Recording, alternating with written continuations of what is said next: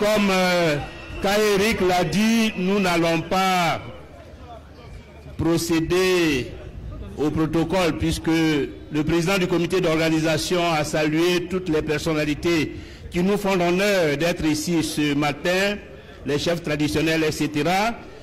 Je vais donc aller droit au but et vous dire que nous sommes rassemblés ce jour 31 mai 2025, comme Charles Blé Goudé l'a dit, parce que le pays nous appelle.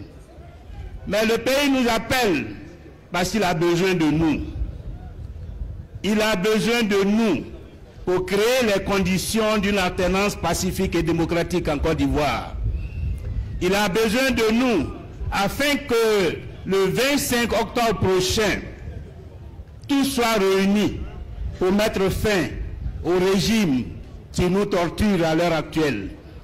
Tout soit mis en œuvre pour mettre fin à la division, pour mettre fin à l'exclusion, pour mettre fin à la corruption, à l'instrumentalisation de la justice, au détournement des deniers publics, à la caporalisation des institutions de la République. C'est pour cela, c'est pour toutes ces raisons-là que la coalition pour une alternance pacifique a été créée. Je voudrais donc saluer avec respect, comme Blé Goudé l'a dit, tous les leaders des partis politiques, membres de cette coalition, qui ont su dépasser des considérations partisanes, qui ont su mettre en avant l'intérêt national, qui se sont rassemblés pour agir afin qu'en 2025, en octobre 2025, nous ayons la capacité d'opérer l'alternance politique dans notre pays. Avec les leaders, je voudrais vous saluer vous aussi pour votre mobilisation extraordinaire à ce premier meeting de la coalition pour une alternance pacifique. Parce qu'une chose, c'est de créer au niveau des leaders politiques une plateforme. Une autre chose, c'est de savoir si cette plateforme rencontre l'adhésion des militants. Si cette plateforme est la bienvenue au sein des formations politiques qui composent la plateforme. Votre mobilisation extraordinaire de ce matin a plusieurs significations. La première signification, c'est que vous nous donnez une onction. Vous consacrez cette plateforme. Vous légitimez cette plateforme. Vous marquez votre adhésion au combat que la plateforme a décidé de mener. Ça, c'est d'abord la première signification de cette mobilisation. Mais la deuxième signification, tout aussi importante, c'est que vous adressez un message clair à l'opinion nationale et internationale pour leur dire que la CAP est une force qui compte. Et ça aussi, c'est très important. Parce qu'il y a des gens dans l'opinion, au niveau des ambassadeurs, même au niveau de nos adversaires politiques, qui peuvent vous dire, et ils ont d'ailleurs dit, quand nous avons créé la plateforme, mais qui il y a dedans? Il y a un parti qui a 2 députés, les autres n'ont rien, donc ils ne représentent rien sur l'échiquier politique national. Mais votre mobilisation de ce matin montre bien qu'ils se trompent. Donc notre rassemblement d'aujourd'hui est en même temps une interpellation adressée au RHDP et à Alassane Ouattara.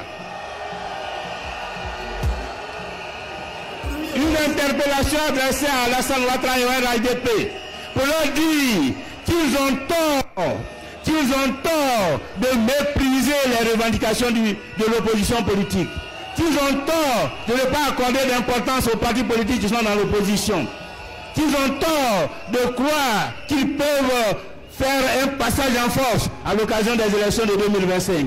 Parce que nous sommes là, debout, mobilisés, pour empêcher ce passage en force. Nous sommes là, debout, mobilisés, pour créer les conditions d'élections inclusives, libres et transparentes en Côte d'Ivoire. Alors, quelles sont les conditions d'élections libres, inclusives et transparentes? Il y en a plusieurs, ces conditions-là. L'une d'entre elles, c'est ce que le ministre Kaïri vient d'évoquer. l'analyse magistrale qu'il vient de faire à propos de la liste électorale. Parce que la liste électorale est un élément important du processus électoral. C'est elle qui donne droit à la carte d'électeur. Et la carte d'électeur, c'est le passeport. Si vous n'êtes pas sur la liste électorale, vous ne pouvez pas voter et vous ne pouvez même pas être candidat à une élection. Donc la liste électorale est fondamentale. Et c'est pourquoi sa crédibilité nous préoccupe et que nous avons inscrit la révision de la liste électorale dans le catalogue de nos revendications. Mais avec la liste électorale, il y a aussi la commission électorale indépendante. C'est l'arbitre des élections, comme il a été dit. Et ce matin, les camarades m'ont demandé d'intervenir tout particulièrement sur la liste électorale. C'est pourquoi vous ne me verrez pas aborder d'autres sujets et que je vais me concentrer sur cette question. Alors, me concentrer sur cette question, c'est de vous expliquer pourquoi nous revendiquons une nouvelle commission électorale indépendante. Pourquoi nous demandons la dissolution de la commission électorale indépendante actuelle. Nous demandons la dissolution de la commission électorale actuelle. Nous exigeons la dissolution de la commission électorale actuelle parce que Alassane Ouattara a pris cette commission électorale en otage.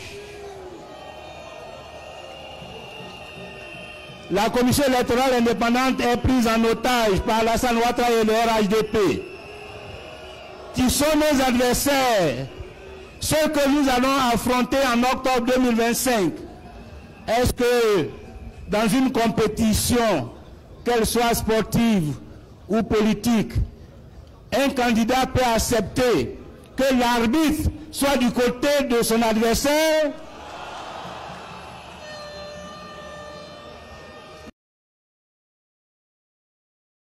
C'est pourquoi nous demandons que celui-là est pris en otage par Ouattara et le RHDP. Mais comment l'ont-ils pris en otage? Ouattara a profité du chaos de 2011 pour asseoir une CEI à sa solde et pour verrouiller le processus électoral en Côte d'Ivoire. Il n'est pas d'ailleurs à sa première expérience. Alassane Ouattara, c'est un spécialiste du verrouillage. Il verrouille tout. Il verrouille tout. Il a verrouillé l'armée. Il a verrouillé l'administration. Il a verrouillé la justice. Il a même verrouillé les chefs coutumiers. Il a verrouillé les organisations de la société civile. Même les religieux, il veut les verrouiller. Mais nous n'accepterons pas le verrouillage. Nous allons déverrouiller. Et c'est pourquoi nous sommes là.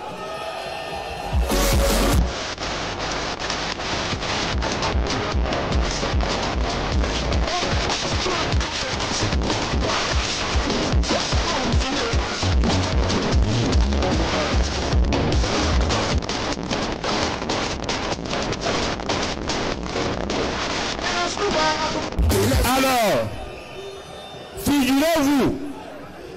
figurez-vous que sur 630 commissions électorales locales, Alassane Ouattara a réussi à placer ses partisans, ses militants à la tête de 610 commissions électorales locales. C'est-à-dire que 97% des commissions électorales locales sont dirigées par des militants du RHDP. Est-ce qu'on peut accepter ça? Sur 18 membres de la commission centrale, Alassane Ouattara a réussi à prendre en otage 15 membres de la commission électorale centrale. Est-ce qu'on peut accepter ça?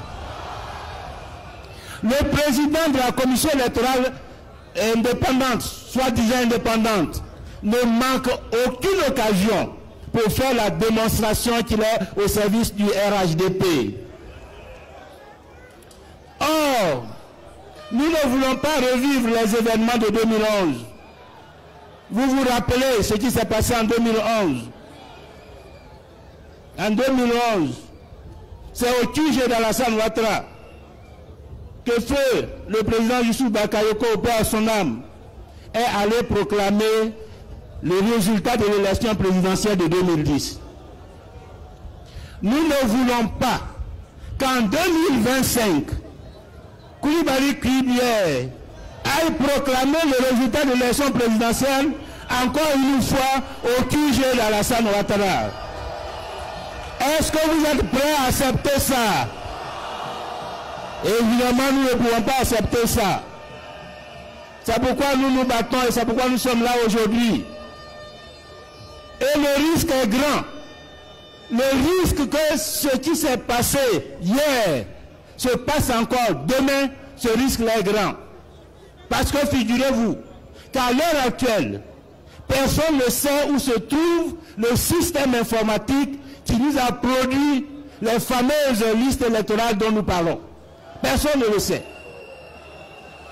Certains disent que ce système se trouve au QG d'Alassane Ouattara. Là où se trouve actuellement Kone Kafana, à la rue des Jardins. Mais on ne sait jamais.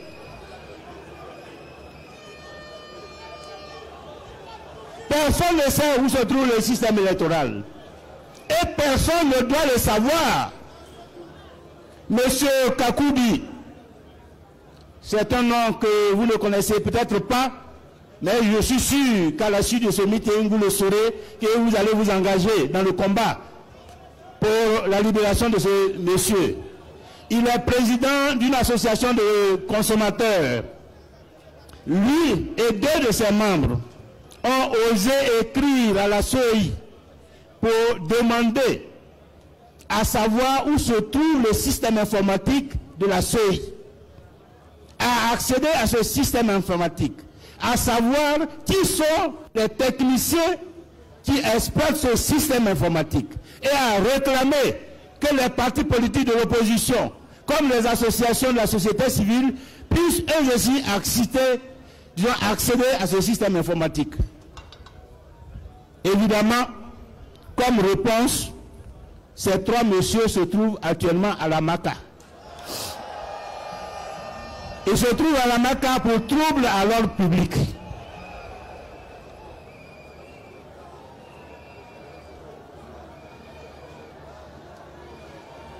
Nous devons nous battre aussi.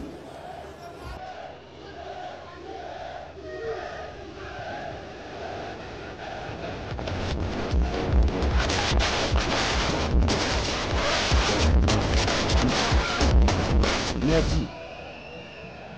Alors, on ne sait pas où se trouve le système informatique, mais une chose que nous savons tous, c'est qu'au niveau de la CEI, celui qui gère l'informatique, celui qui gère l'édition des listes électorales, celui qui gère l'édition des cartes électorales et celui qui va demain gérer la compilation des résultats électoraux s'appelle Kone Sourou, ancien maire de Kolia et représentant d'Alassane Ouattara à la CEI.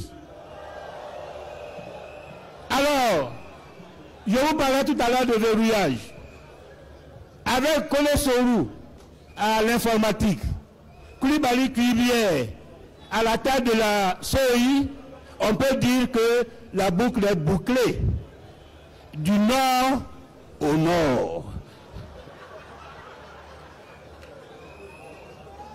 Le processus électoral est verrouillé. Kone Sourou demain va faire des compilations fantaisistes, frauduleuses et donner le résultat à Coulibaly Kuibier pour faire des déclarations fantaisistes et frauduleuses. Et c'est pour mettre fin, pour empêcher cela, que nous devons nous battre pour une CEI véritablement indépendante. Parce que la CEI, comme nous l'avons dit, est un arbitre. Or, un arbitre doit être impartial et neutre, afin de ne pas susciter par des décisions fantaisistes des contestations, des troubles et la violence. Est-ce que cette CEI-là est un arbitre impartial et neutre? Un arbitre doit être compétent, maîtriser son art et travailler de façon professionnelle à travers ce que Kaye Eric a dit. Est-ce qu'on peut dire que cette CEI-là est compétente et digne de confiance? Non, non, évidemment, la CEI ne mérite plus d'exister. C'est pourquoi nous devons tout faire pour mettre fin à l'existence de cette CEI et nous battre pour qu'un autre organe plus digne de confiance soit mis en place. Parce que la victoire en octobre 2025 dépend d'une CEI digne de confiance, d'une CEI véritablement indépendante, impartiale et neutre. Pour gagner en 2025, il faut gagner d'abord la bataille de la CEI. Êtes-vous prêts à mener cette bataille pour la victoire en 2025? Alors, si nous sommes prêts, restons mobilisés à l'écoute des mots d'ordre de la CAP Côte d'Ivoire, car l'alternance est en marche. Unis et mobilisés, nous vaincrons. Je vous remercie.